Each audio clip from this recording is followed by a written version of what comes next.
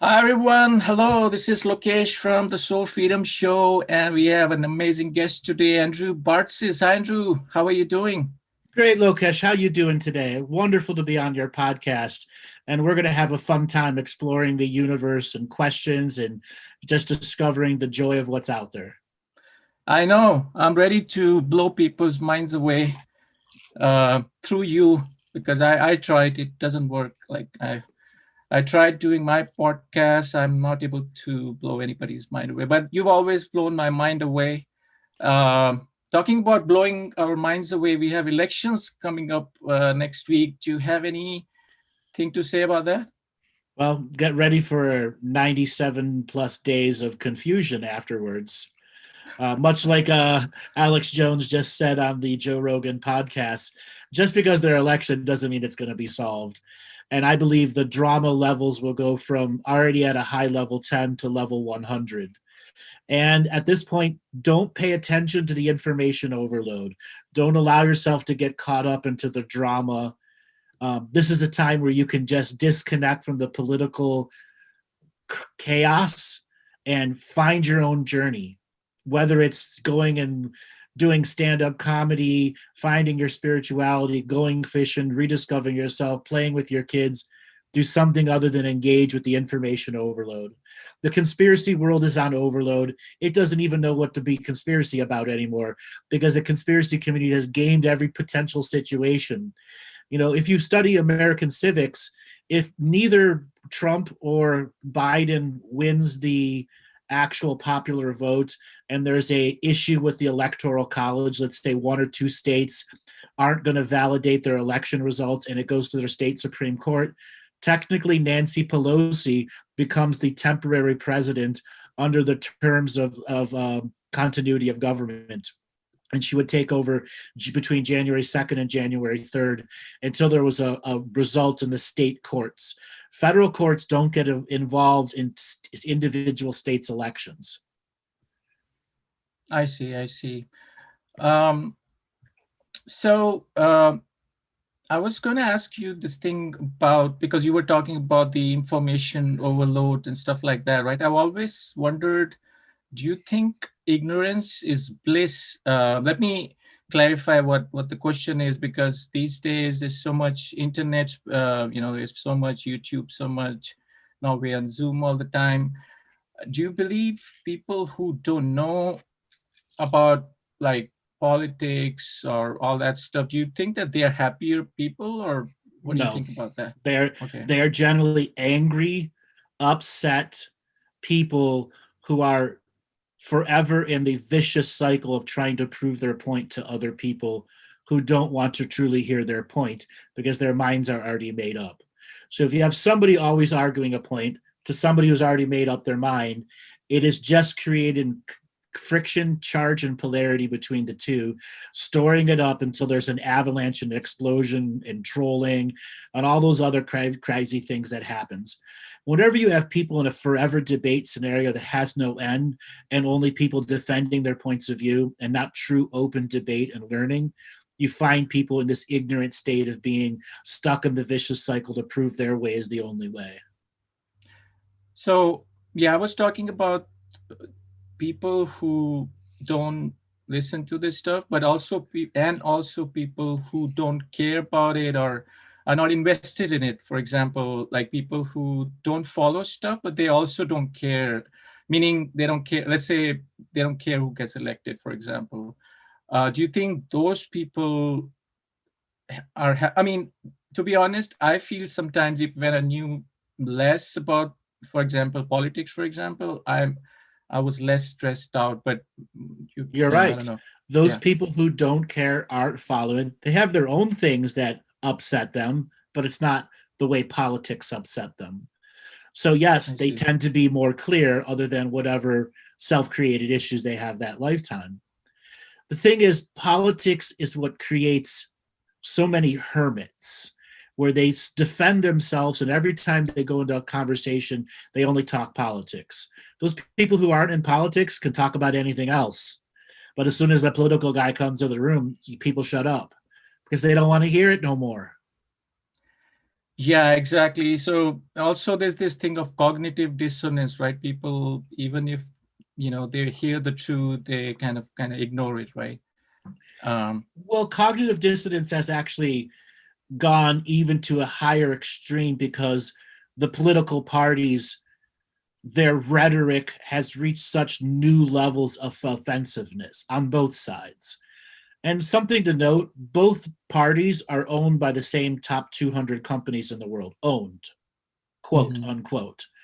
So there's really not two parties. There's the illusion that there's two parties, but in all reality, the Senate and the Congress are all owned, and everybody that's voted for the Senate and Congress, all those people, it's who gives the most amount of money.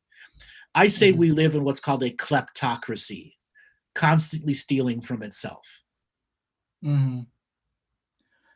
Yeah, was going to ask you something about that, but what do you think about the QAnon? Like, there's Trump people who hate Trump.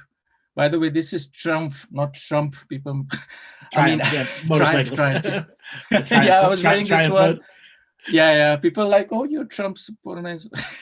I like Trump, but the thing is, sometimes the Trump supporters go too far, and that's QAnon is an example of that. They go too extreme, like they don't even have the facts. They would say there's tunnels underneath, and this guy has done this, she has done this, Mhm. but it's mostly in the head, in the mind, right?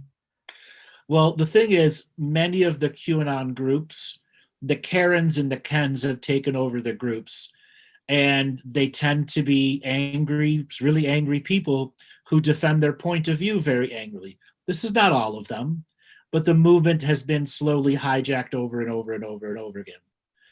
Now, I may catch flack for this, but I don't really care. I don't believe in QAnon the way that QAnon believes in it.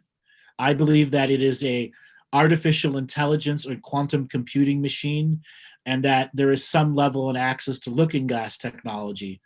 But that doesn't mean it's positive, and it doesn't mean it's negative. It just means Right. it's part of a history that is greatly affecting millions and millions of people who are in a state of charge and polarity, and using existing conspiracy fact world to validate their internal beliefs, even though those internal beliefs are being validated from a quantum computing system that may not be a psyop. Again, Right. my personal view is we're at a time, Q's original purpose was to get everyone to work together, but the movement itself has polarized where if you're on the other side and you don't agree with everything that the QAnoners say, they attack you. And I know there's some Q people in the background, well, I don't attack. Well, I've been attacked, and lots of other people have been attacked by the QAnoners. Yeah. Unfortunately, there's no way to reform social media. Now, as Q has been purged and purged and purged, I noticed like the other day I had like 29,000 followers and I'm down to like 26,000 or 22,000 followers because that was part of the purge. That's how many accounts just got totally eliminated from Facebook. Yeah, even the views, I think they manipulate with the views too, because sometimes I look at some of your videos and literally my mind gets blown away. It's like it's only 2,000 views. Like, I've um, been I've been in this shadow ban journey for a really long time. mm, Yeah, where yeah, one day people can get access to my videos and one day they can't. One day they can, like majority of the Middle Eastern countries, you can't get access unless you have a VPN and a hack way to get around the cyber wall there. right, right. Um, I wanted to ask you, I'm kind of on a roll, so I hope you don't mind if I switch around, because I've seen a lot of your other interviews. I don't want to repeat those questions, but what I wanted to ask you is about how do you define waking up? Because you've had the experience of waking up, yeah, at the baseball stadium that you talk about. We're not going to go there, but the reason I'm asking is this movie called The Inception, where there's a dream within a dream. I feel that waking up is like a constant process. You wake up, but that doesn't mean you woke up. You woke up from something, but there's another thing to wake up. So how do you define, like, spiritually waking up? So waking up is about claiming the capacity to have choice, and that 100% sovereign free will means we must make choices all the time and allow our awareness to expand to the responsibility of what choice means. A lot of times I say your responsibility is equal to your level of awareness, and your level of awareness is equal to your responsibility. And the journey to the Great Awakening is taking the responsibility to remain awakened, which means you have a daily practice of spiritual hygiene that says no to the things you don't want in the world and yes to the things you do want in the world. To create rules, borders, policies, and procedures about how seen and unseen forces can interact with you. Taking on awareness and responsibility is that the world is much bigger. When you were asleep, it was this small. When you become awake, there's all these other things to perceive and receive that can be in and out of your reality, your frequency, your vibration. And when you create the terms like spiritual hygiene that are a part of a daily practice that advances your frequency, vibration, and harmony, you're able to build up an aggregate protective score for yourself, or what I call fortifying your reality, so the background negativity does not just bang into you like ocean waves on a beach. You've got a seawall that is up, that is protecting you against the continuous erosion of the negative frequencies and vibrations that are out there. Taking to the next level, when one chooses to be awakened, has mastered the daily practice, well, there's a whole unseen world out there that is trying to interact with you. And when you take on the responsibility that there is an unseen world there, you have to figure out how to interact with it in a first contact, second contact, third contact basis, and believe in yourself that I'm not just making it up. This is truth to me. Truth is a subjective reality to the person. When we look at quantum physics and quantum mechanics, the entangled observer is influencing the experiment. When we look at ourselves, we also have the option of going inwards in ourselves and being what's called an unentangled observer, observing the systems that are within us without changing them, so that when we leave that process, we can enter the entangled observer and begin to deconstruct the systems of distraction, the avoidance, the things that we have inside us, or the habits of self-defeat. The journey to awakening is about awakening to the greater healing journey of self-healing, self-nurturing, and self-love, mastering those skills until a point you're ready to visit other realms of imagination, in which other beings who have realms of imagination will begin greater journeys of communication to you. Right. And do you think that that word waking up is also misused a lot? Because, like, sometimes I hear people, oh, I know 9/11 was an inside job, so I'm awoke now. Like, those Yeah, kind of that's like, garbage. That's garbage. yeah. Woke has many different levels to it. There's the Okay. basic level of woke, which is I'm on the internet and I'm saying I'm woke, but I have no clue what it means. There's awoken. I've been around a long time. I use the social media to put my ideas out, but I don't actually do anything to stay awoken. I might go back to sleep. And then there's awake. I'm forever putting out my thoughts, ideas, and stuff, but I don't do anything to advance my next spiritual level. And then the great awakened, which is somebody that's figured out how to not use social media to continue their journey of being awake. Yeah, and that's why I feel, especially in Eastern countries, they say that somebody gets enlightened, yogis and stuff, they just go to the mountains. Like, they don't want to say anything, they just go away, right? Yeah, but we don't get that opportunity to just go to a monastery or cave in the middle of nowhere, do we? No, no, I'm not talking about that. I'm saying, like, what I'm saying is, like, people have heard, especially in that book, Paramahamsa Yogananda also talks about in an autobiography of a yogi, is people, like, let's say they are in a monastery, they could be on a monastery or they could be at home, but once they realize the truth, they don't want to be around other people. That's what I meant to say. Sure, but the awakening, that's the old way. The new way doesn't allow that to happen. Okay? Okay. What are everyone in the city going to suddenly not be around people? No. The functionality and the mechanics of a modern world don't allow the old style of the yogi, the old way to function. We have to figure out new ways of operating in the concrete jungle and maintaining that high level of enlightenment while within the system and apparatus of difficulties that we're in. Right.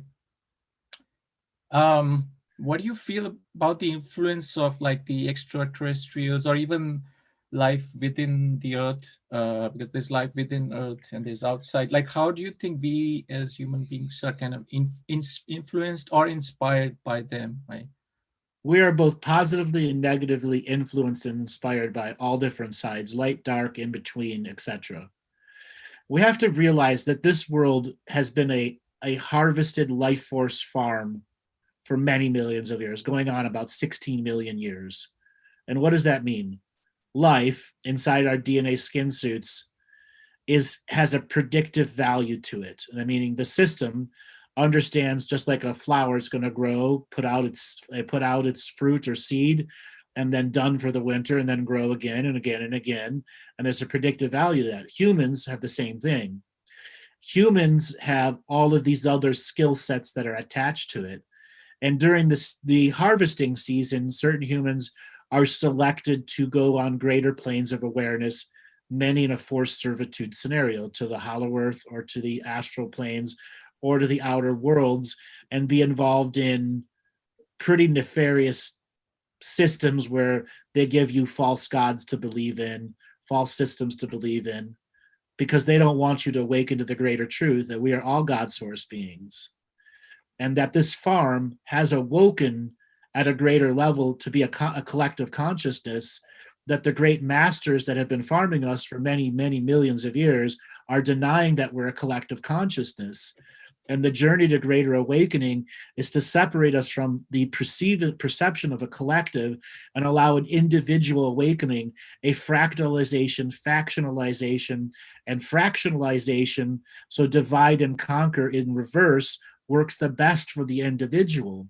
Because right now, the system of domination control has this divided, conquered, social engineered, and heavily manipulated by words, advertising, etc., that no collective group is going to raise up and make any form of a difference in the long-term structure. Therefore, it's down to the individual's choices to break away the foundational pegs of control in their own bubble of reality, to begin to detoxify from the functional natures of the Babylonian money magic system, the Roman numeral time, and then discover that fourth dimension, or no time, is a birthright and legacy for us to begin to explore and master how to be there, so that we can learn that other places and spaces use their own frequency of time, and that our birthright and legacy is to have thousands of frequencies of time we can visit at any will, and to not be limited to this one frame of time called Roman numeral, in which our collective cultures are being harvested for different purposes by a light dictatorship. Do you think it's done while we're sleeping, like what they talk about abductions? Because there's both physical and subconscious abductions. Do you think it happens a lot when we sleep, or? For the most part, when you're asleep, there's also astral abductions, and then there's forced bilocation. There's many ways that they can harvest energy out of you. Sometimes they like harvesting energy out of your work. I know you work in Silicon Valley. I mean, you've seen toxic environments before. That means there's harvesting energies there. If you're in a really toxic office, guarantee you there's harvesting entities there. Guarantee And it. yeah, and malls and theaters and Yeah, stuff like theaters, malls, wherever people can randomly run across each other and be angry at each other. that. Roadways, road rage, etc. Yeah. So it's I mean, how would I even know? Like, let's say, I mean, you're saying, is it a normal process or it's not a normal process to It's that? normal now, but it was never a normal process until it was normalized during the industrialization age, putting people into the cities, taking them out of their farming and agricultural lives, and forcing them to apartments that gave them no space to be themselves. Yeah, by normal, what I mean is, like, should we do something about it so that that doesn't happen? Or, Sure, recognize what unnatural living is and try to reaccomplish natural living, being able to communicate with the lands and energies that are around you. In the old days, ancestral magic was very, very common, or hearthstone magic would acknowledge that there was people that lived on the lands before you, and if you offered them energy, wisdom, faith, concept, prayers, they often worked with you instead of against you.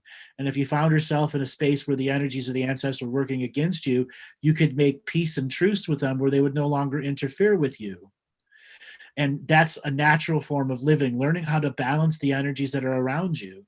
If you're in a 44 apartment building with a people above, below, and the left and the right of you, it makes it very difficult to balance those energies unless you're a refined practitioner of holding your own space and not allowing the toxic energies of others to flood into your space.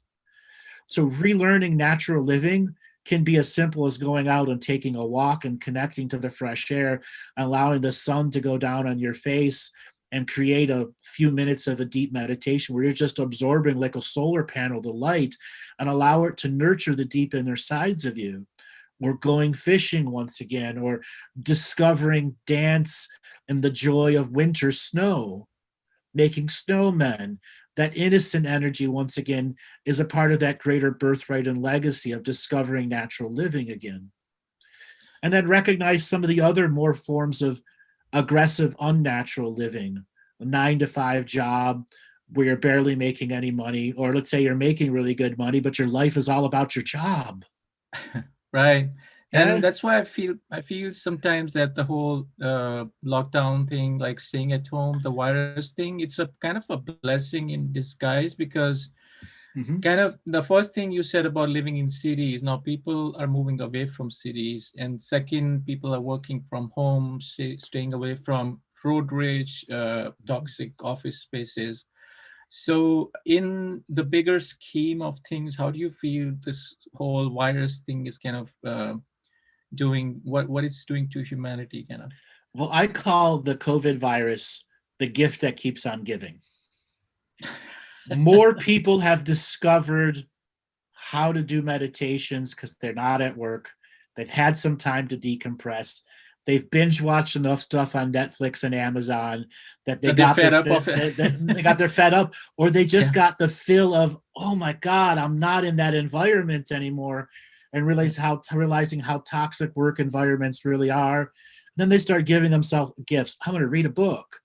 I'm going to play with my children, fully there this time versus only 70% there because I gave so much away to work.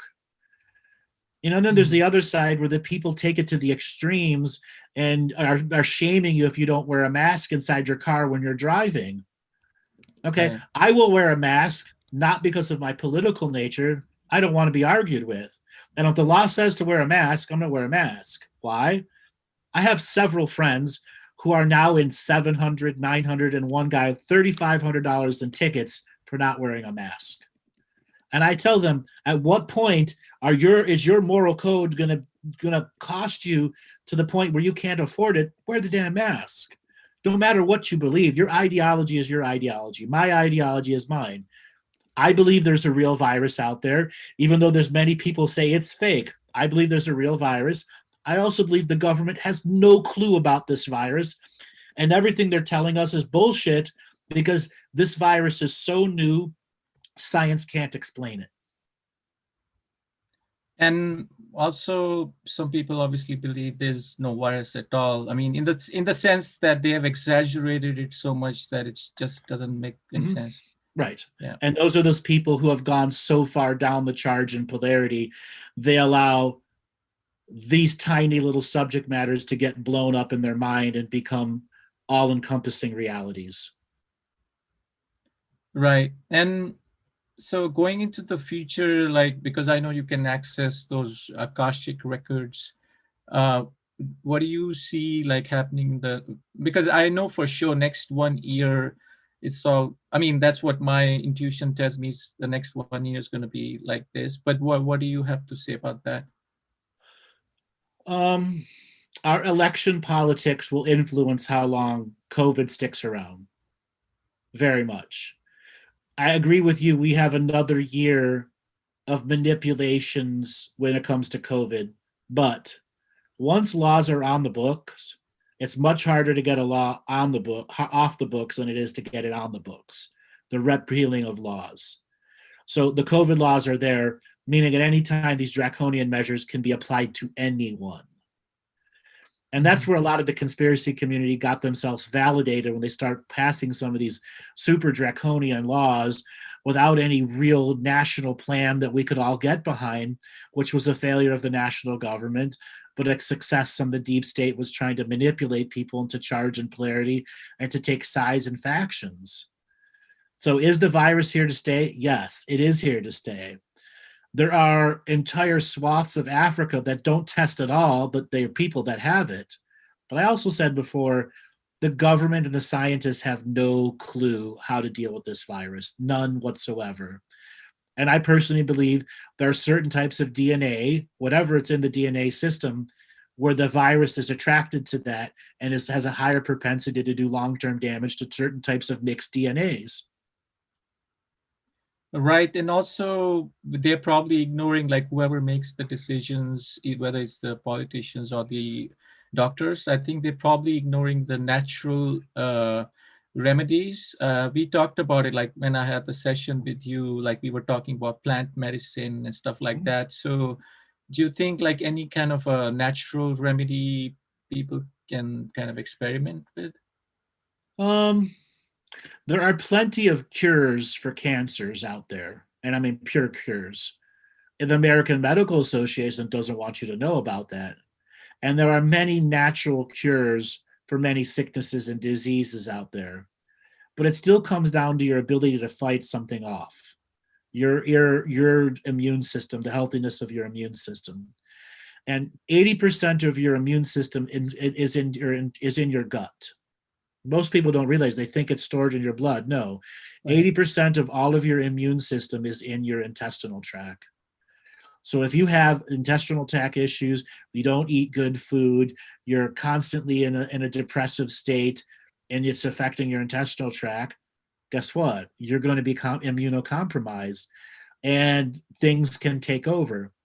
Now, with something like COVID, it is such a unique disease. I call it a karmic retribution sickness, meaning there are certain DNA lineages in which in past lives, certain things were done that were passed down to the future lineage members who have to figure out the journey of healing that process. Or the sickness is going to create this effect, which is a karmic retribution and resolution. Um, what do you think about the government? Because earlier, before we started the interview, we were talking about how government, I mean, basically the government doesn't work. I think most people know the government structure because everything has changed in the last 50, 60 years, technology, everything, Right. except for the government is still running the same way.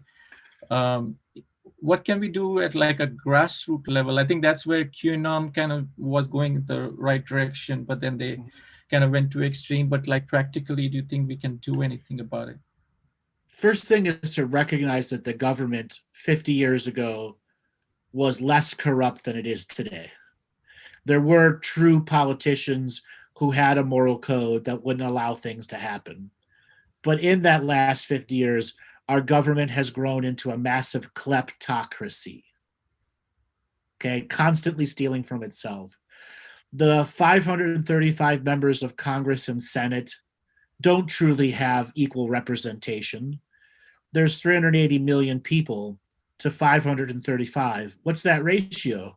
0.00001 representation. Mhm. Even if we had 10 million representatives, we still wouldn't be equally represented in the Congress and the Senate.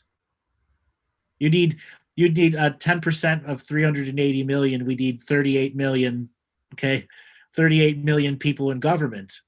So imagine a Congress and Senate of 38 million. Yeah, and on top of that, I think we were talking about Joe Rogan earlier, and you've talked about it before, that nobody even wants to be in that position anymore. So how do we have a government where nobody even how do we have a kind of a good government? We've got to educate people into the truths and lies about government.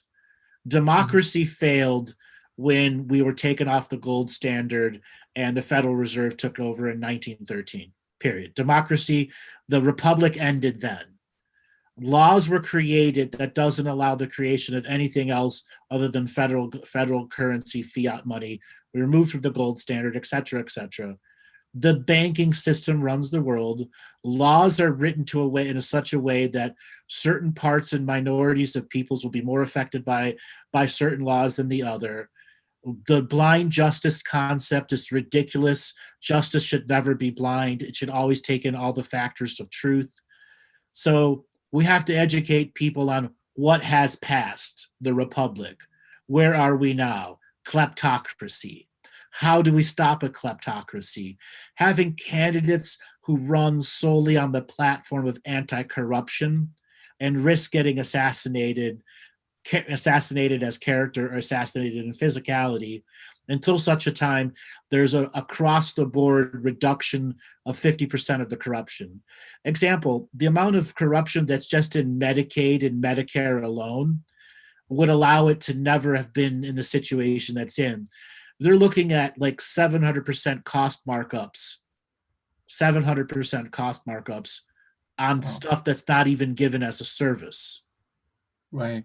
And the amount of corruption that's just in the medical field alone.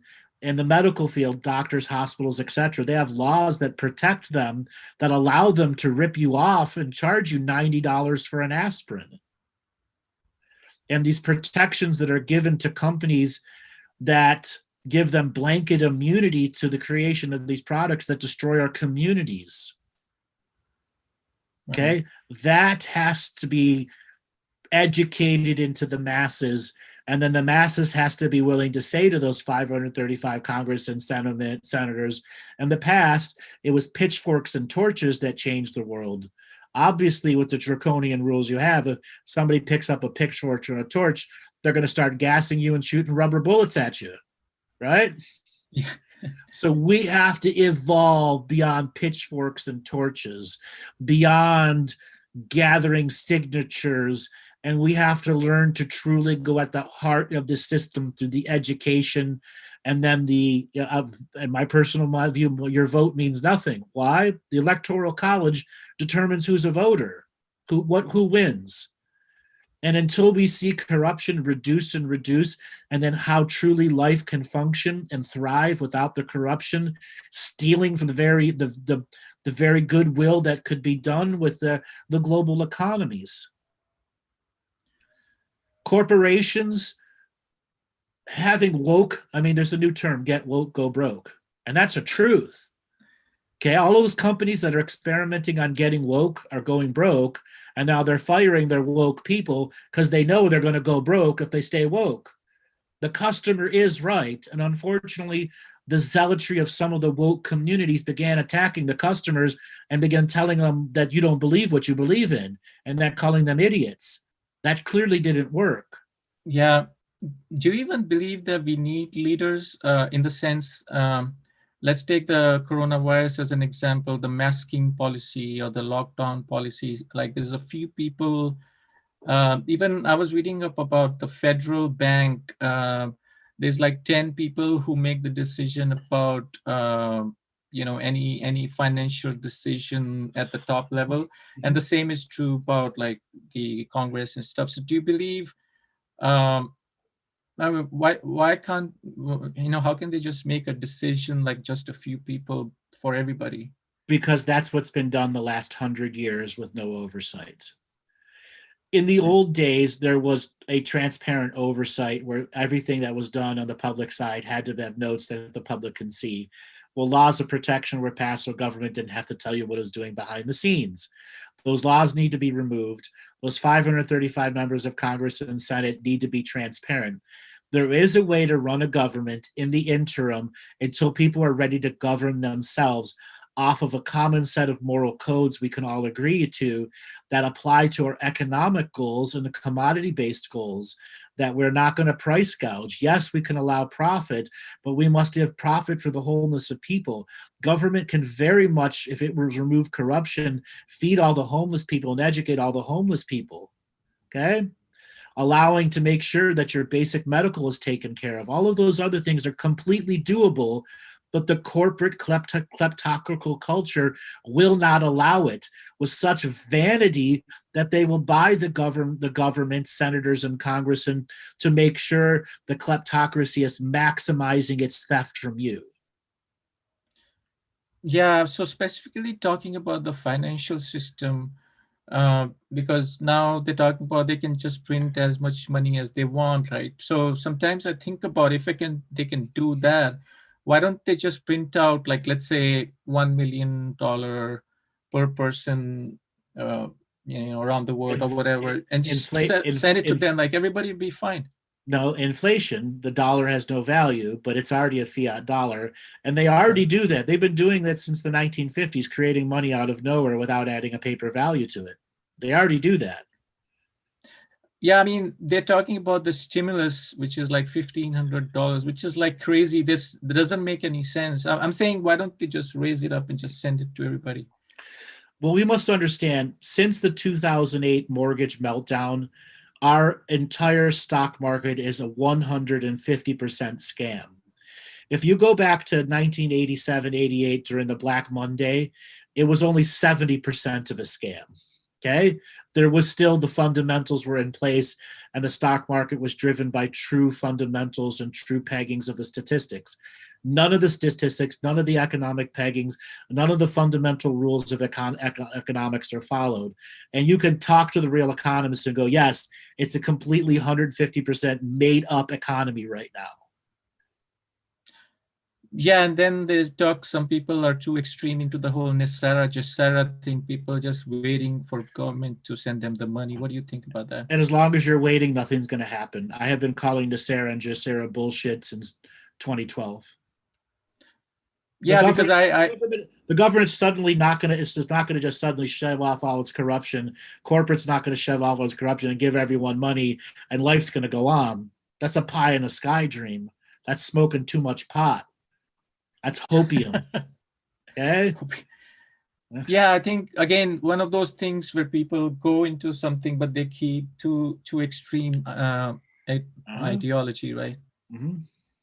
And like you said, the waiting is not going to help, but I mean, we still have to do our jobs or whatever we're doing. But I think one of the things that you also talk about is having something to be passionate about. I think people are bored and they don't have anything to do, so they just go into this Nasara, Chisara, all these things. Instead of that, like, I think you've talked about it a lot, have something which you're passionate about and just do it, right? Well, passion is one of those things that we have to constantly stoke up within ourselves. When we have hobbies that allow us to break away from the seriousness of the world, it allows us to do stuff that are fun in the moment. And I on my show, I ask a lot of people, what do you do for fun that's not spiritual? Because a lot of spiritual people call in my shows, or what do you do for just fun for yourself that isn't Right. spiritual? And many of them don't have an answer Yeah. because they become so serious on one subject, they don't balance the rest of their life out. I say everything in moderation, even moderation. So having hobbies that take you away from the super seriousness, unfortunately, a lot of people became hobbyist conspiracy theorists who became professional conspiracy theorists, but never made a dime on it. But they're spending professional hours, hundreds of hours a month in it, and what are they getting back from it? Nothing, other than a Actually thumb, more stress, right? other Right. than a like, a thumbs up, a Yeah. quote, a comment, a couple shares. And Facebook is designed to give you dopamine releases. It is engineered in such a way that you will be addicted to its sharing system. Right. Okay. Yeah, so find a hobby, a passion. And also, what do you feel about the whole transhumanism thing? Because Elon Musk is talking about the Neuralink, and also we're on Zoom all the time. I mean, obviously we already know, we're already inside it, but do you think it's going to go too far? The whole It has already gone too far. How okay. many people in the world know what a rotary dial phone is? There's a lot of Right. people that are like, huh? Or you ask them, what are payphones? And they're like, what? Also, And that, things like how to grow food, right? Like we're not even taught in school how to right. grow. Yeah. How to grow food or the passion of just being in nature. Okay. Has technology gone too far? Absolutely, it has. But people are willingly putting themselves in it to journey on that unnatural living side. G- The way technology can be tempered is through a new form of educating people on natural living.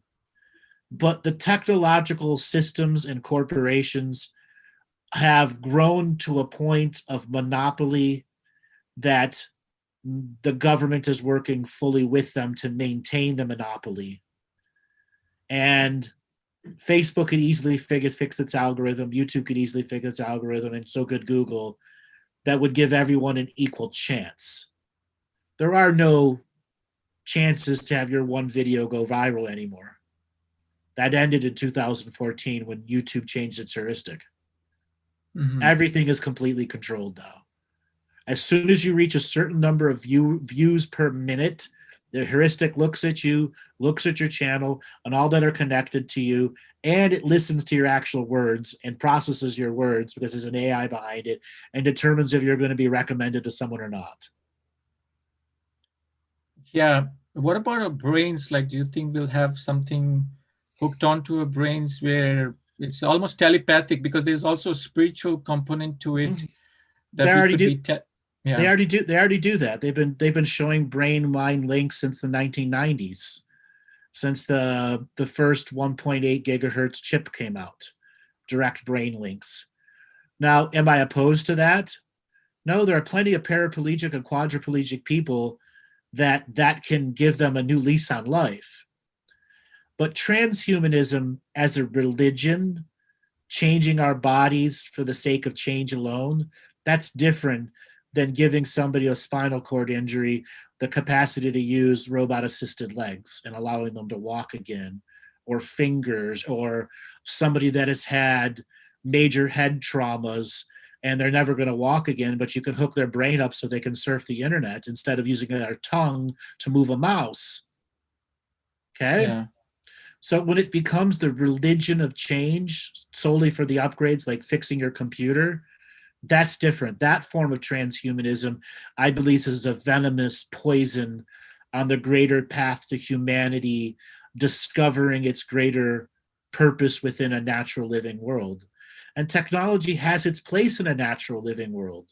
It really does. It's all there. It's the matter of defining and discovering that unique balance where, example, like without computers, we wouldn't be talking. Without document software, we would be all handwriting everything. Those are some great and wonderful things. Without cars, we wouldn't be traveling, creating some of these wonderful things. The ability to fly to another place on an island in the middle of nowhere would have taken you years to travel before. So again, I think what you're saying is not go too far. Like, again, one of those things, not go to extreme, like what Elon Musk talks about, the Neuralink thing. Mhm. Uh, I personally wouldn't get the Neuralink in my head. right. I wouldn't. I'd rather use a computer. Okay. Is there going to be a generation that's going to want to grow up on it? Yes. And I also think that's destructive marketing for the future generations who are going to bypass a whole different way of living.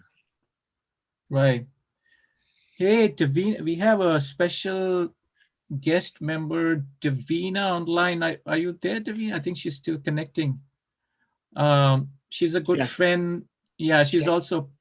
Go she has ahead. to What's that? unmute. She has to unmute. Yeah, yeah. You have to unmute and have your video on if you want. But also, someone was asking in the chat. Lucid dreaming. I mean, basically, what are the different techniques, or one simple technique that people can do to get out of this programming, subconscious programming, basically? Well, most people don't meditate, don't even understand what meditation is. True meditation is achieving silence, and whatever programs or aspects of yourself bring up subject matter, you have the willpower, discernment, and courage to silence them so you remain in a silent state for long enough that the brain's alpha waves and gamma waves slow down enough to enter high theta, mid delta, in which the waveform that is you is in a deep form of relaxation. So, memory recall, creativity at a high vibration and frequency is a natural occurrence for you. And learning how to maintain silence for 7 minutes is a humongous challenge for most people. The first 3 to 4 minutes of the meditation is silencing, and that last 30 seconds might truly be silence. And then achieving an hour or 45 minutes of pure silence in which whatever autonomic programs within yourself aren't going to suddenly bring up the chatter of this or that subject matter trying to distract you away from the journey of silence. And once you've mastered that journey of meditation into silence, a whole new world of knowingness opens up to you. There's things that are in your memory matrix that are easily accessible for creative journeys. And then there's guided meditation, where you're listening to an external source that is taking you on a journey of visualization. And that visualization journey is, am I making this up or am I believing in my experience? And the leap of faith is, I'm not making it up, I'm co-creating it. And my spirit is helping me on this guided meditation journey for the specific purpose of healing, regeneration, connectivity, or the journey to see what's out there. So those two forms are a great way from disconnecting.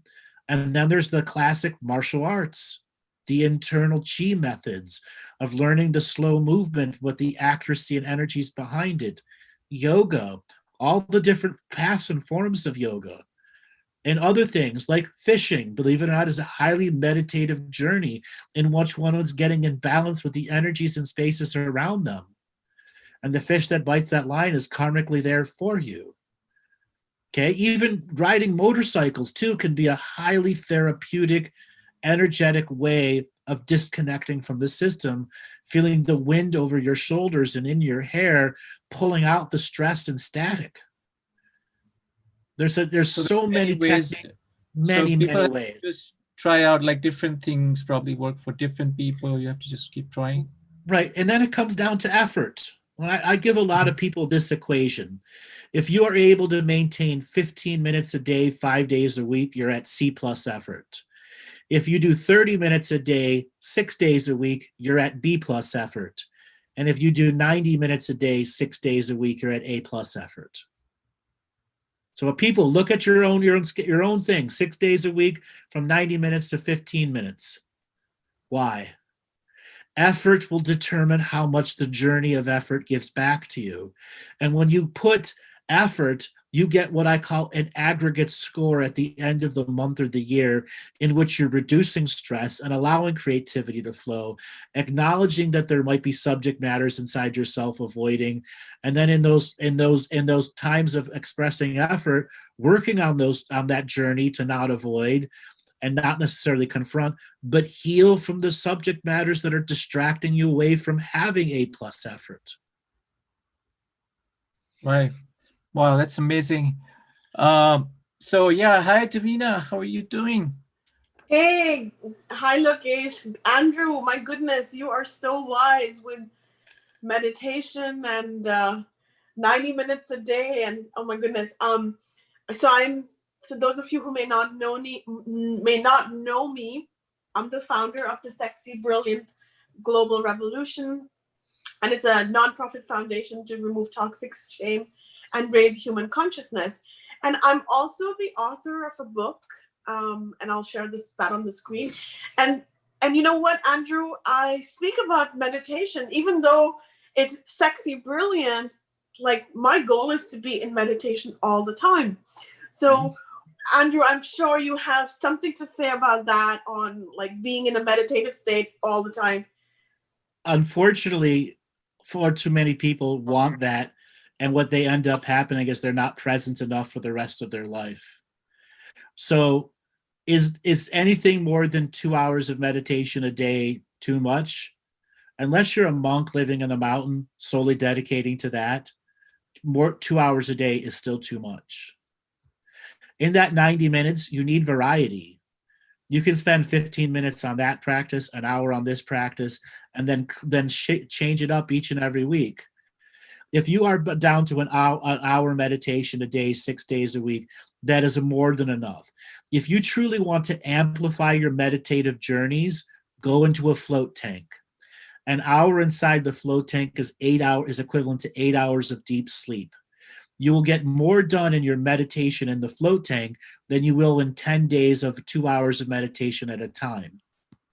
because you are in sensory deprivation where there's no sensory input, and the body's mind and spirit as a complex organism can generate what I call superluminal meditative states, where the silence becomes oneness, and the oneness becomes definition that we can take out of the tank with us as a visceral understanding. And then there's spiritual journeys, pilgrimages to places and spaces where you begin that prayer journey.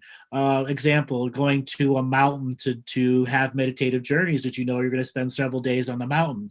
Weeks before you go, you begin the prayer journey of who you is going to take the first step. The you that's going to get in the car, the you that's going to get on the plane, the you that's going to rent the car, the you that's going to get to the hotel, the you that's going to take the first step onto the mountain, and the you that's going to begin the prayer journey. Projecting our prayers on this pilgrimage forward so that when we reach that experience space, those prayers are uplifting us into the experience. And then as the experience in pilgrimage ends, the prayer when I get home, when I touch the doorknob, when I fall asleep, and the gratitude and grace that comes from me maintaining my discipline of prayer, so that those meditative spaces and journeys are truly protected, truly enlightened, with the willness of my past, present, and future self acting in an agenda for positive resolutions. And Andrew, my goodness, you are so wise. I'm just checking your website and I just subscribed to your email list and your newsletter. And my goodness, I'm like, how come I have never known about you? What happened? Because they censor him, that's why. Yeah, I get censored a lot. Oh, is that so? Wow, Yep. Andrew. And, I'm going to let you guys continue. I just wanted to say hi and say hi to you guys on screen. And then, of course, I'm following you right now. I'm like checking up all your work right now. Mm-hmm. And to everybody who's tuning in, make sure that you're checking up Andrew's work on Galactic Historian on YouTube and sign up for his newsletter. There's 1,036 videos out. Plus all the interviews that I've done. There's like 3,000 hours of material. Oh my goodness. Do you, Andrew, do like one-on-one Akashic readings? Yes. I've been a healer for many years. I'm cranial sacral advanced, myofascial advanced, quantum healing, quantum touch. I had about 14 skill sets under my belt as healing before I switched into what I was doing, even though I was doing sessions when I was much younger. So I do a very transformative session. It's not just the Akashic Records. I see people as past, present, and future, and I look for variations in their time string of what's limiting them, what they're avoiding. Sometimes it uses the Akashic Record, which goes very advanced into the past, what's affecting them now. And a lot of times, most people, it's the stuff they created this lifetime that's blocking them from accessing these information sources that are there waiting for them to wake up to their greater potentials. Okay. Well, because like I'm listening to you and I'm like, because I want to, I have access to my own Akashic Records, or so I believe, and they work for me, right? But now when you're mentioning this, there's a certain fear that's coming in, and I'm like, I don't want to know what's out there, or what's, what the past history is, and that's something that obviously I have to work on, and it's never happened. That I'm like, there's a fear of finding out who you are, perhaps your past life past life regression. Mm-hmm. Most people want to know that they were a prince or princess or this super warrior in a history. Most people are not that. Very few people were gigantic influencers, and most people are afraid of just getting an average life. But it's those average lives and sometimes those unaverage lives that create a greater pattern. And I help people to put together past patterns that are directly influencing them. Example, here in the United States, when they had prohibition in the 1920s, along with the Great Depression, was a highly influential state of the people alive today, even the little millennials that are growing up.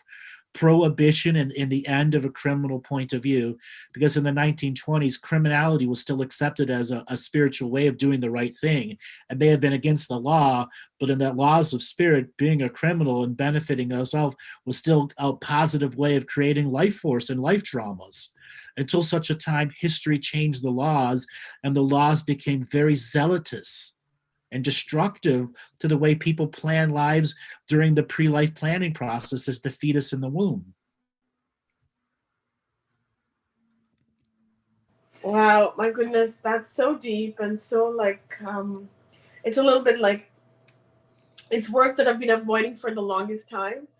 And now, Lokesh, thank you for the introduction. Thank you for bringing Andrew in as a guest. And I'm so grateful that, that this world needs your light, Andrew. Thank you so much. Thank you, Lokesh. I'm going to sign off, and I want to say hi to everybody who's here.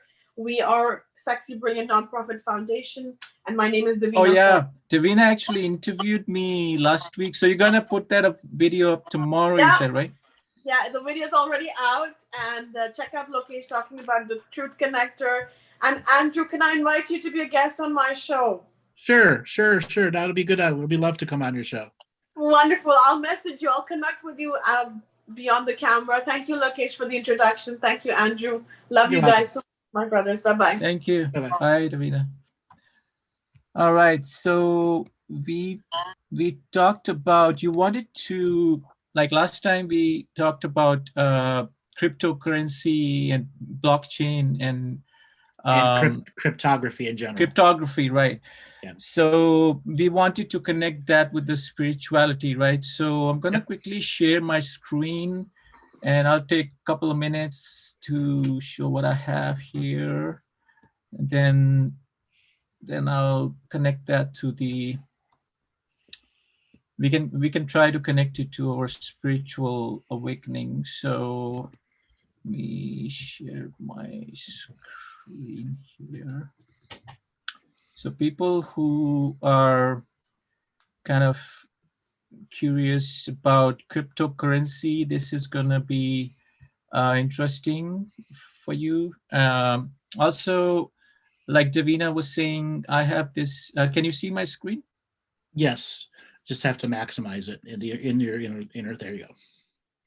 Yeah, I was trying to do that. It's just that it gets to, I don't know why they're showing up this message. But anyway, I think we can, yeah, I was trying to fix it. It's not going away, even if I set it to 100%.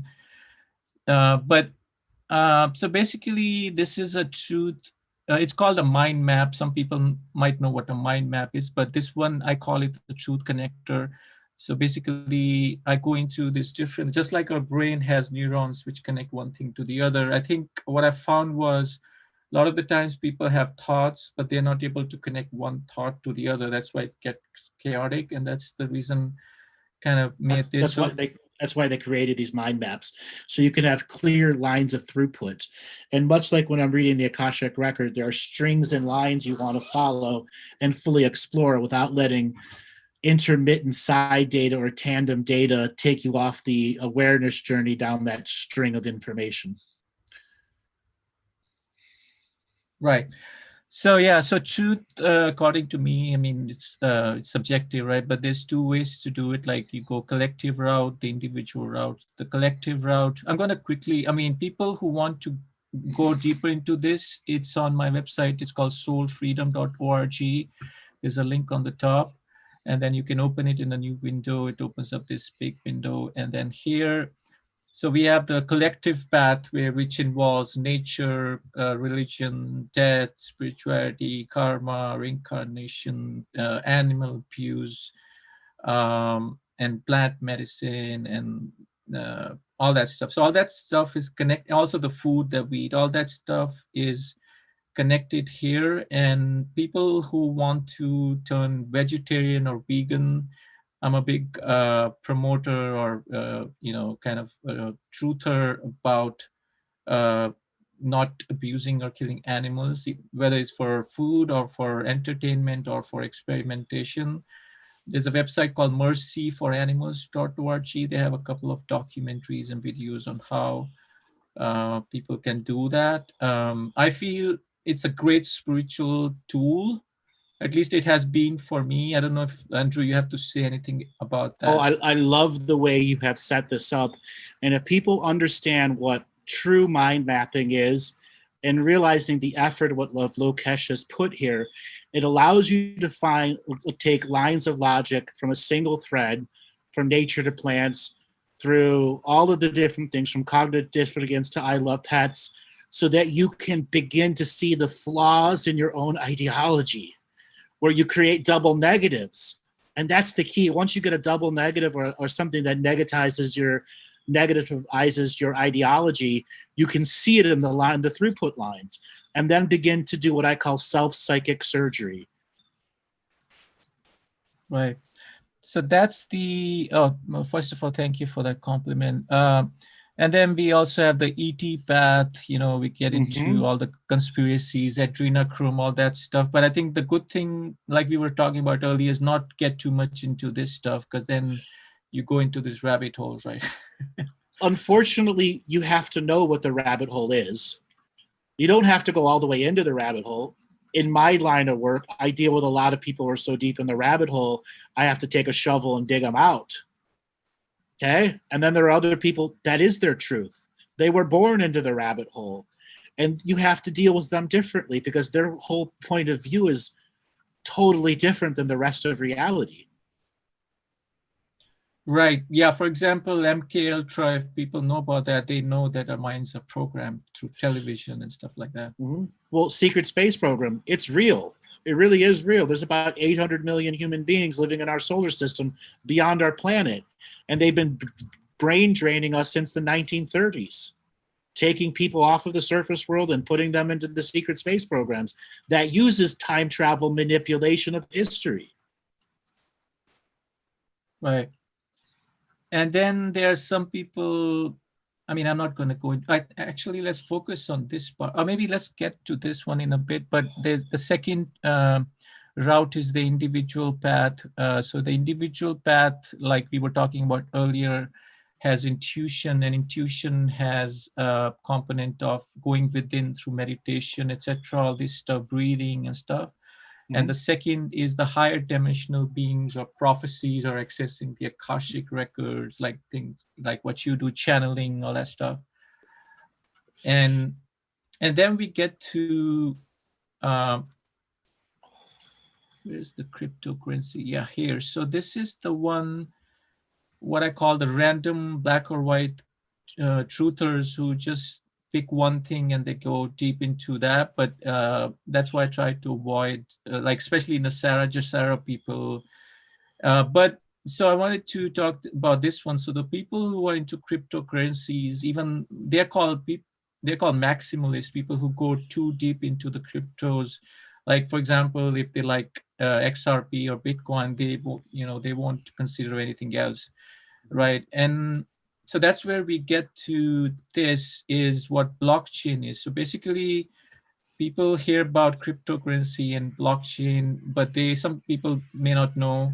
So that's why I think last time Andrew and I talked, he wanted to know about cryptography. So this kind of diagrammatically explains what blockchain is. So blockchain is basically, let's say A commits a transaction to B. Let's say I send money to Andrew, and there's several of those transactions are grouped together, which is this part here, and they're sent into something called a block.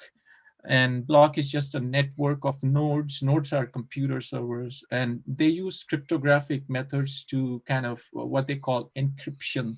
So encryption means they take a data and they apply an algorithm. In the technical field, it's called hashing. So hashing or hash algorithms means you are encoding the data so that even if somebody gets access to it, they're not going to figure it out. And that's where these days what they're doing is they're not just providing one level of encryption, they're providing multiple levels. And then that goes into the block, and then the block is indexed. Index just means so that it's easier to access, is added to a blockchain. And then when, like, let's say Andrew is about to receive the money that I sent, that what is called the decryption process takes place, so that whatever was encoded earlier is decoded. And that's from a high level how it works. But I think the main thing here is the multi-level of crypto, because cryptography has been around for many years, but now there are multi-levels. And that's where we can kind of connect it to spirituality, because I feel, going back to the movie Inception, I think that's what, you wake up from a dream, another dream. I think that's what kind of what they're doing with this. So I'll stop sharing. So a lot of people don't realize that blockchain, they believe blockchain is unhackable. There's no such thing as unhackable. There have been a series of robberies since 2014 on the biggest Bitcoin operators in Japan, China, the United States. One of them was COINTELPRO, had $942 million stolen from its system. So whatever technology advances itself, there's always another piece of technology that can hack it. And the use of cryptocurrency was designed to give people an alternative. Unfortunately, every time an alternative is created, the big banks get operated into it and are able to use their technology to dilute the system's purpose, to launder money. Unfortunately, a lot of people in cryptocurrency that are the big boys are just trying to launder money or hold money in suspension and then gain money through XX or X so that they can use their derivative schemes. If we're able to take derivatives out of the major market producing situations, cryptocurrency would be the new global currency of the world. Baskets of metals, et cetera, et cetera, et cetera. The original ideology of cryptocurrency is sound and fundamental. The ongoing evolution of the technology also means that it's going to have natural flaws in the growth of its system, and then the individuals who are coming in with a criminality in mind. And can blockchains survive criminality? No, it won't. Not until there's a significant activist formula within the blockchain code itself that is looking for criminal-based activities and suspending accounts that are doing that. Like financially, I mean, because it's probably less than 1% of the people even use blockchain. I mean, way less than 1%, like 0.000001. Yeah. Right. Yeah. So do you have any access to any of that information about when or if and when it will be widely adopted? It's not going to be widely adopted. It's not. So does it mean that it's not a good investment, or? So apples are always a good investment. Human interaction is always a good investment. And anything that's a financial tool, which cryptocurrency is, can be an investment if one has an understanding of the agenda and the agendas of the market manipulators. If you're coming in as an uneducated investor, you will not make money on cryptocurrency. I know many people who put thousands of dollars into cryptocurrency, and as soon as the big boys dumped out of gold and went into cryptocurrency, held their money into cryptocurrency, then dumped cryptocurrency, went back into gold on purpose, lost their ass. And that's going to continue to happen because the major banks are manipulating the fundamentals of the market. And cryptocurrency is not immune to market manipulation.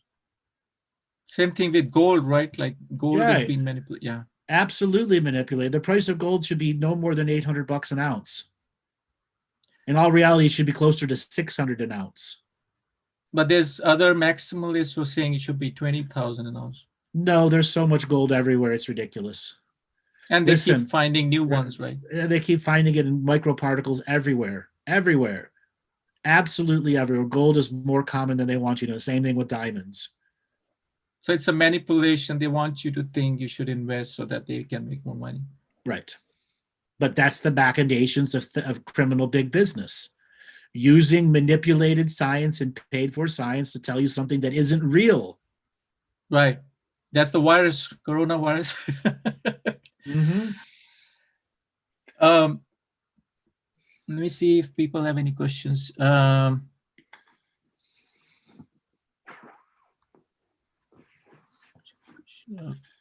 Beatles, Justin Bieber. So maybe we can talk more about what people can do, because there's a lot of videos and information out there about conspiracy, but what can actually, like at a grassroots level, Any? I think you already talked about some techniques, but anything else you want to talk about that? When it comes to conspiracy or politics? No, I mean, go so that people not go into. I mean, like you were saying earlier, going out in the nature, all that Okay. stuff. So So yeah, beyond discovering a hobby is understanding that anything you do has to have enthusiastic effort behind it. right. And if you're in a job that takes most of your life force, it's hard to summon enthusiastic effort. So people have to learn what I call schedule magic, how to carve time aside that isn't robbing Peter to pay Paul. That the time that I carve aside, I will have the enthusiastic effort to do what it is that I want to do. And then those things that you do during that enthusiastic effort time are 10 times more rich as memories and motivation and inspiration. Okay, a lot of people have such a hard time summoning joy and happiness because life has beat them down. The journey into self-healing and self-nurturing is about embracing the joyful nature and the innocence that we can have in a moment that it shouldn't be feel guilty about or shame because you had an innocent moment of pure joy, because culture and society have beat you down into a perspective that doesn't allow that. Everyone needs to learn how to exercise their inner child and let it out and go play. And there's so many ways that an inner child can go and play that isn't a video game. That's the rest of the universe available at its fingertips if it should choose to be passionate and engaging with that enthusiastic effort. Okay, those are the fundamentals and mechanics of doing. You know, I have my own journey in which I call ritual and ceremony, in which I acknowledge the seen and the unseen world as part of my world in a form of gratitude and contribution and service through prayer. Prayer does not need a religion or an esoteric process. It just needs you present enough to begin that journey of understanding what is external and what is internal. And for most people, they need to stop the external validation of spirit through prayer and begin the internal validation through contribution and service of prayers to the self, to advance the self through gratitude, love, harmony, frequency, vibration, so that we are raising our frequency levels in such a way that we are able to plug into the wall at 120 volts instead of being operating at the 9-volt battery, which I call microvolts. Many people have grown up on microvolts and have had macrovolt moments of, oh my God, I'm inspired, I'm doing all the stuff, and then they unplug from the wall and they go back to the 9-volt battery. The journey into advancing ourselves is how to stay plugged into that spiritual wall, 120 volts all the time, until such a time we don't even need a plug. We are forever in that situation out of our daily effort to be us. Right. I ask people, what's your hobbies that aren't spiritual? And if you don't have an answer, you have an issue. And walks in the park, going to the beach, running and hiking and yoga, those are all still spiritual. Yeah, I think also one thing we haven't talked about is like the plant medicine, um, and also like for example, even I mean, I'm not promoting like okay, I'm trying to put it in nice words, but alcohol, like I'm not promoting alcohol, but for example, let's just take that as an example. If I drink a little bit of let's say whiskey, scotch, whatever, I feel that I'm more relaxed. I'm not saying people should take that as a hobby. I'm just saying, just we need something.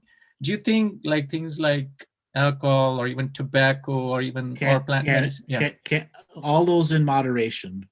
right. They're all there to amplify your experience. It's the people that have abusive and compulsive, obsessive compulsive natures that abuse those things. Example, one shot of whiskey in 3 hours is not going to do anything significant to you other than to bring the spirit of spirits inside you, because what is whiskey? Spirits. And what is it But there? again, they could be good spirit, bad again, it's a perspective, right? No, it's whiskey spirits are distilled energy in which it only modifies already what's in us. Isn't it That's natural the way they make it? Yes, it's a natural, it's a distillant process. So the spirits is only modifying what's inside you. Now, cannabis, on another hand, is opening you up to a relaxation at a blood chemistry level that's going to reduce swelling, enhance openness, relieve forms of depression, etc., etc. But when it's abused way too much, you can't tell the difference between reality. You lose your taste, you lose your short-term memory, etc., etc., etc. And then more advanced medicines like mushrooms and ayahuasca, those aren't for everyone. You need to be in a healed, aware state of your journey of what's wrong with you, so that when you find yourself in these altered states, you aren't taken on a roller coaster ride at the end, don't understand it. Right, right. Okay? And that's probably why they kind of make it illegal, because they don't want people misusing it. But again, it should not be. They're already misusing it. The whole ayahuasca industry, I'm sad to say, is hurting more than doing well. Right, right. Hurting more than doing well. And if it had been legalized and you had allowed psychologists to come and learn the shamanic techniques, ayahuasca, mushrooms would end the entire drug addiction plague that we have. Right, right. Yeah, that's what I feel sometimes, because I've done ayahuasca once, and I feel we need more, like you said, guides and shamans and it could be such Who a have big over industry. who have oversight. There's no oversight there. I Yeah, trained for nearly a decade and how to use and train and do ayahuascas with shamans all over the world, and a variety of other systems. And my personal belief is no one should do ayahuasca more than 4 or 5 times in their life. Why? Because becomes a crutch and a religion from them, and it was never meant to be that. It is meant to be something part of a great spiritual pilgrimage that's raising yourself to the highest levels. Then you use that medicine to advance you to the next level. Or if you find yourself stuck or in a healing crisis, you would use that medicine. But in between those journeys of medicine, the medicine has already given you the gift of how to connect to it when you're not on the medicine. We naturally produce right. DMT in our intestinal tract, and we can naturally create DMT-based super experiences just through breath work. We can achieve that medicine healing state without the medicine. The medicine is there to give you the signature frequency match of what medicine space is. And I know people that are on their 100, 200 ayahuasca journeys, and I'm like, what are you doing? You're not learning anything anymore. You're spending more time over there than over here. You've Yeah. lost the majority of your social skills, and you can't interact with the rest of the world because you've done so much medicine. You're all over there. Yeah, and also about cannabis, I feel it's also not for everyone, because, like for example, I tried smoking like cannabis a few times, but sometimes I get those paranoia. Start feeling scared and Because all that. it was too much for you. Example, if you were smoking the cannabis from the 1970s, it would be 6% THC as opposed to the Oh. 25 or 30% THC it They is put too today. much in it. Yeah, they put too much in Right. it. So what I would tell for you or anybody else that experiences the paranoia, if you have a legal cannabis shop, go in and find the stuff for cancer patients. Low THC, high CBD. 1 to 5% or 7% THC and 19 or 20% CBD. You won't get the paranoias. You'll get the buzz, and you'll realize what the CBD does, helps you refine your thought process. Very great for people that are in writer's block. And is smoking is better because they also have tinctures, right? So everyone's different in the way they process it, and everyone's gut genome is different. When you consume cannabis by eating, it is a much more deeper psychoactive journey than smoking it. Even though when you smoke it, it comes on you very fast. When you eat it, it takes roughly 90 minutes to go through your intestinal tract to hit your liver, and then for the body to convert the THC to the next part of the journey. It decarboxylates it. So the journey for eating cannabis is a little different from everyone. The big lie in the whole cannabis community right now is CBD, CBD, CBD. Guess what? You cannot absorb any CBD without THC in your system. We can actually produce THC, but at a very low level. So if you have a 500 milligram capsule of CBD, you're really only absorbing maybe 1 or 2 milligrams of it. And they don't want you to know this. So if you have regularly smoked cannabis once or twice a month, couple hits here and there, your CBD pills will be 1,000 times more effective for you. And for those people that are in extreme pain, cannabis is a great pain reliever. And if you don't want the best way for pain relief is not eating it or smoking it, but rectal suppositories. It What is that? immediately, those are the little pellets that go up your rectum and then dissolve in your rectum. And then they immediately go into your bloodstream. I recommend it to all the cancer patients that come to me and want an alternative recipe for quality of life. It's the cannabis suppositories that remove the pain and instantly put into the body the THC and the CBD. Do you think they're going? We're gonna start wrapping it up. Do you feel the whole med bed thing is also kind of a extremist idea? It's hopium. Right. There are med beds, but we're not going to get them anytime soon. Anytime soon. There would have to be a complete reorganization of science and medicine. Complete reorganization. And science and medicine's not ready for a complete reorganization. And it's all about money too, right? Because if they gave away everything. Money's the driving factor, yes, as well as control and manipulation of the masses. Money is the tool. Money is that tool. Yeah, because we need an alternate industry where those people can get employed. I think it's the same thing with the government and the banks and the hospitals, is because they don't want to give away the control, because they don't. What are they going to do if they give away everything, right? Get proven to be idiots. Okay. Yeah, exactly. So, all right, Andrew. So there's somebody asking about lucid dreams. Maybe we'll just take 1 or 2 minutes if you have any techniques for that. So lucid dreaming is a state that all human beings get to just before you go to sleep. And as you're on that verge of entering delta or high delta, you go through what's called sleep paralysis. And a lot of people think sleep paralysis is negative. It's a completely natural part. There are negative entities and harvesting systems that wait for you to enter that zone right where sleep paralysis takes over, and they try to do negative things. The whole point of lucid dreaming is to take the body to the edge of the edge, right where the sleep paralysis is going to start, but you have enough control over the body to stay awake enough that you don't allow the chemical response that puts you into the complete sleep paralysis. That is the highest form of lucid dreaming. Hypnosis techniques can get there. Meditation techniques can get us there. But most people get there and they don't know what to do. They don't have X and Y axis control of their body. It's very easy to walk out of your body and walk back in. Fear is easily created in those states.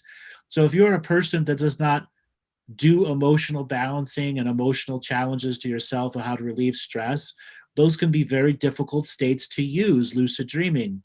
I get people that call me all the time. I want you to teach me lucid dreaming. Okay. What are your fundamentals and basics? If you don't have these fundamentals and basics, I can't teach you lucid dreaming, because you won't be able to do any of the fundamentals and basics, like get in and out of your body at will and believe that you're doing it. Okay.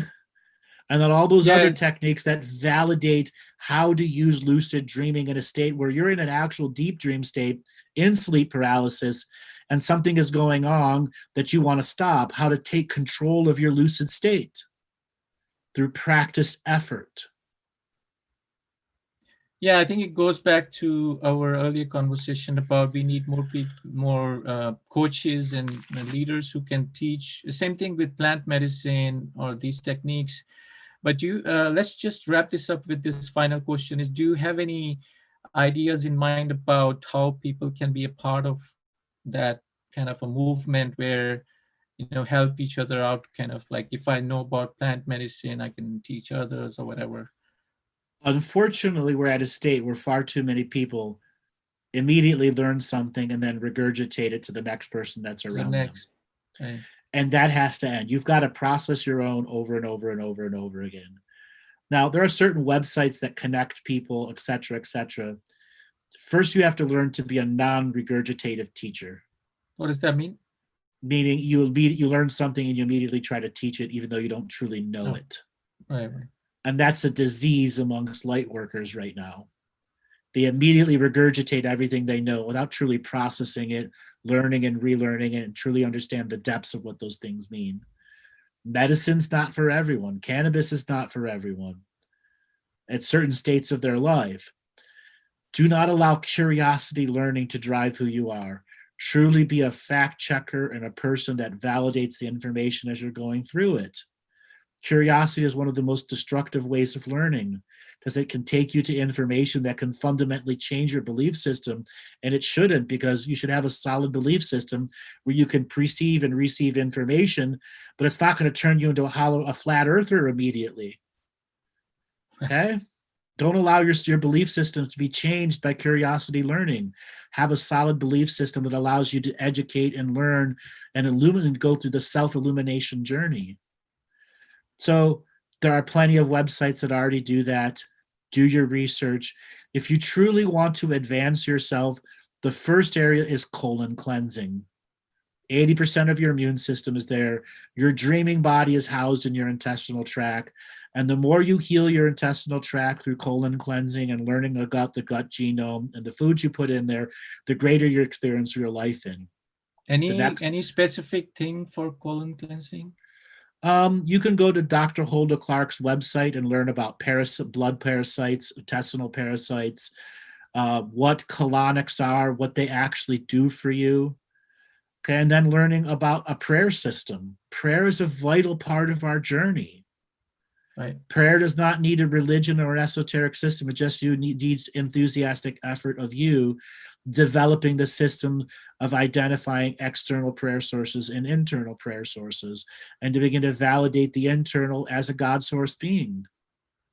Yeah, I think that's a great way to end, but I think the only thing we didn't cover is laughter, because I know you do Friday comedies and stuff, and I'm a big fan of comedy and improv. I think maybe we'll do another one of these and we'll talk more about the lighter stuff.